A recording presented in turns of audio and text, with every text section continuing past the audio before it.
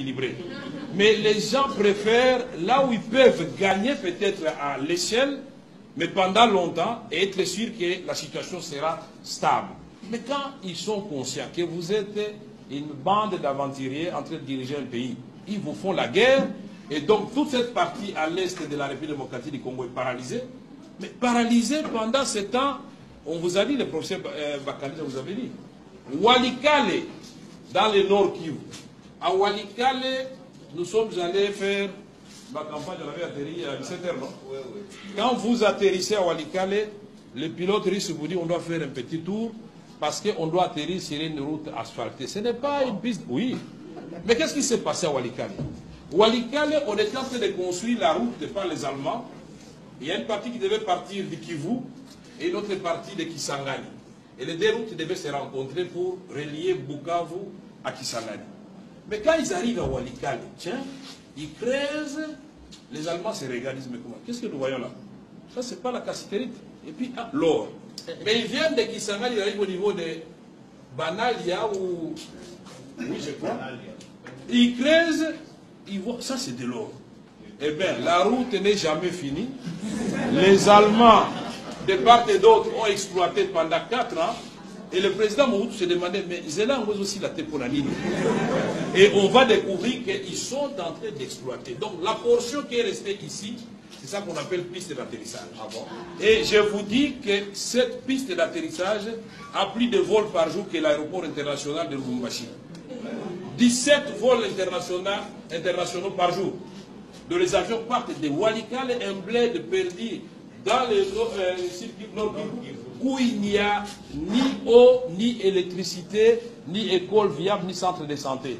Mais chaque jour, vous avez 17 vols de Walikale vers Nairobi. Walikale, Entebbe, Kampala. Walikale, vous allez à Kigali. Walikale, Bujumbura. Mais là, ce sont des centres de transit. Mais ces avions autonomes amènent des minéraux. Et ces minéraux sont récupérés tout de suite là, puisqu'il y a des centres de négoce. Et les multinationales savent très bien, puisque quand on a fait la loi Dodd-Frank par le président Obama, l'administration Obama a fait la loi Dodd-Frank qui dit que toute multinationale américaine qui sera désormais citée dans un rapport comme exploitant les minéraux du sang à l'est de la République démocratique du Congo sera radiée et traduite en justice. Nous aurions voulu que les Canadiens fassent la même chose, les Belges, les Britanniques et les Français, les Australiens, tous ceux qui ont des multinationales qui viennent ici, le groupe Banro, il y a tout un tas d'entreprises qui prolifèrent. La guerre par procuration, l'armée américaine, depuis l'aventure de la Somalie, ils ont dit non, non, on ne vient plus en Afrique, formons quelques États en Afrique qui vont commencer à faire la guerre à notre place. Puisque qu'est-ce qui s'est passé en Somalie? Ils viennent débarquer en Somalie, oubliant la géopolitique et la sociologie et l'anthropologie. Ils débarquent, il y a des groupes armés, mais quand ils descendent, on prend 3 Américains qu'on tue de façon brutale, mais tous ils sont terrorisés, ils repartent et la guerre a pris fin. C'est pourquoi nous avons dit au secrétaire général, c'est bien d'amener une brigade d'intervention à l'est de la République démocratique du Congo. Mais quand vous voyez du nord Katanga, de Tanganyika, jusqu'à Dungu en province orientale, donc à la frontière du Soudan, mais c'est un territoire plus grand que l'Europe occidentale. Mais comment pensez-vous que 3000 hommes vont se déployer ici et réussir là où 17 000 hommes, 18 000 hommes de la MONUSCO n'avaient pas réussi? C'est pourquoi il faut prendre des précautions. Parce que dans les temps, on avait eu Artemis dans l'Ituri avec la France.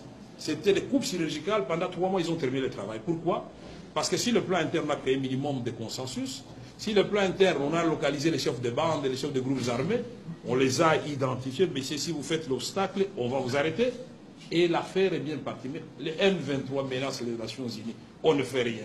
Et alors, un autre aventurier va menacer et les gens continuent à mourir. Voilà ce que nous disons. Guerre par procuration, ça peut être les multinationales, ça peut être les pays voisins, malheureusement aussi les Congolais. Et ils bombent les torses, ils disent je suis un grand rebelle. Mais vous n'êtes pas rebelle, monsieur. Vous êtes un pantin parce que utilisé par des pays étrangers pour déstabiliser votre propre pays. Ce sont des choses que nous devons bannir. Et les Congolais, malheureusement, pour accéder au pouvoir, ils sont prêts à tout. Y compris le pacte avec le diable, il va le faire pourvu qu'il ait le pouvoir. Mais vous allez régner sur qui?